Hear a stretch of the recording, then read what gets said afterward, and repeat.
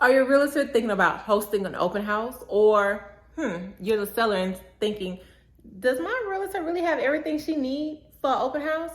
Well, if you have any of these questions, I'm gonna go ahead and answer these questions today. I'm gonna show you exactly what I do for hosting an open house and some of the things that I have not only in the yard, but also inside the home for when guests come in. All right, follow me. Now, when you are at your open house, when you arrive like an hour or 2 hours before, since you've already invited your neighbors, there's a couple of household things that you need to do. One, go around the whole house and turn on all the lights. You want as much light in the house as possible. All lights should be on. If you can open up the blinds, that'll be great to show the natural sunlight in the house. Open up doors as far as rooms that they can go into. Leave closets closed just because there might still be clothes in there and they might actually be packing at that moment. So also, when you go in through the house, have you a bottle of Febreze. This Febreze will give a nice, warm, and inviting smell into the house. Me personally, I like the fresh scents, but if it's more into the wintertime, the Christmas, I always get me a good Febreze cranberry. You would also want to leave a Lysol. Go ahead and Lysol down all counters just because of germs and all of that. Also have you a spray bottle of Lysol and some paper towels. Wipe everything down. Be nice and clean. I also bring a bottle of Windex. Windex is for my mirrors. Sometimes the owners do forget to clean before they know the open house is coming. So if you have your Windex, just go ahead and spray it down, wipe it off. Give a nice and shiny appeal, because at the end of the day, you want this house sold, but you also want to get new clients. So you have to give the presentation of, hey, this is what I would also do for you. Now, as I said before, I always bring a roll of paper towels, but I also bring a roll of tissue paper. Now, the reason why I have the roll of tissue paper is because if the house is a new construction, they might not have tissue paper in the bathrooms. So at least you have one in the main half bath that's right when you come into the home. Or they be still living in the home and may have already boxed it up, or they're just a little bit left. You'll always have your roll of tissue that you can always put there.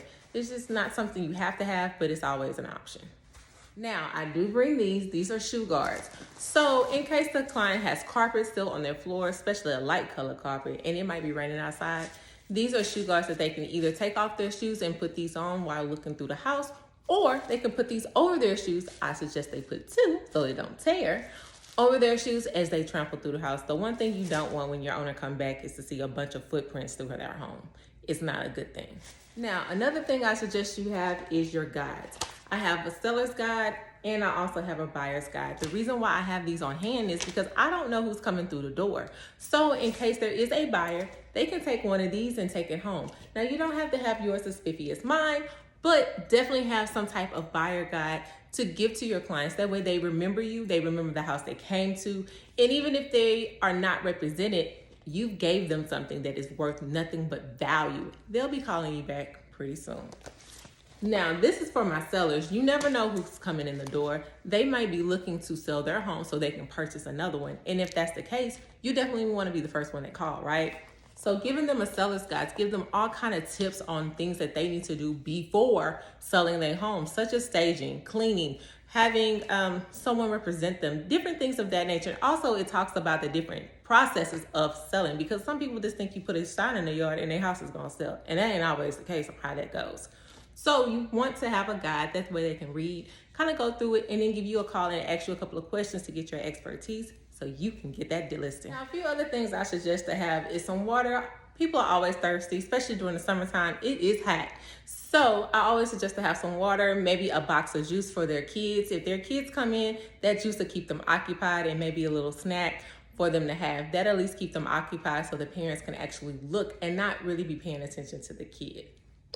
Because you always want to keep the kids occupied and quiet while the adults be looking and traveling. And last but not least, you want to have the actual listing in hand.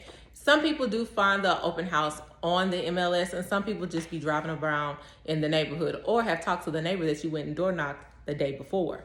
So if that's the case, they might not have the actual listing. They might not know how much the house is for. They might not know nothing about the house, but it's a nice neighborhood. It looks pretty. Let's just go look in. So having the actual listing would also help them, as well as having any other attachments that you need, such as the seller's disclosure. You might have a painting addendum. and any other addendums that you might have that's attached to that house, have that already there for them. So when you give them their actual packet, they already have everything they need to go ahead and sign, turn it in, and call you and say, hey, I want this house.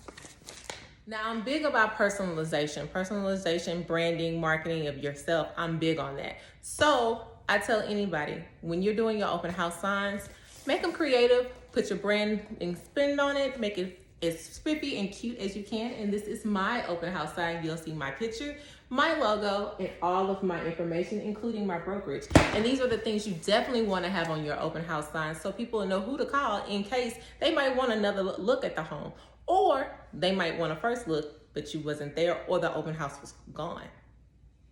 Now, if you're just starting out and maybe that's a little extra expense that you right now don't have, you can always go to the MLS store and get their normal signs, or on Amazon. I will have these linked into my bio along with some of these other things that you've seen in my bio for realtors, and you will see this open house sign. It has the arrow on which way to go. They have them going different ways. They even have the one that has a U-turn on it.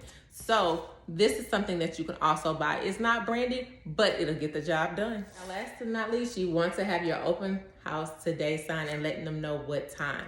Now, this is something that's outside. It hangs on top of your pillar that is outside that's saying the house is for sale, or you can also put it in the ground with the stakes as well.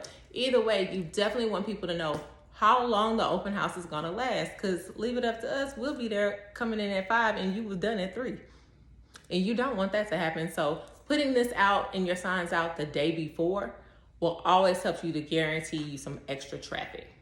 If you have any questions about open houses or about any of the things I mentioned, please comment below, or you can give me a call, 832-647-2732. I am Danielle, the luxury realtor, where luxury is not about a price tag, but about the luxury experience that I give. I'll talk to you soon. Bye.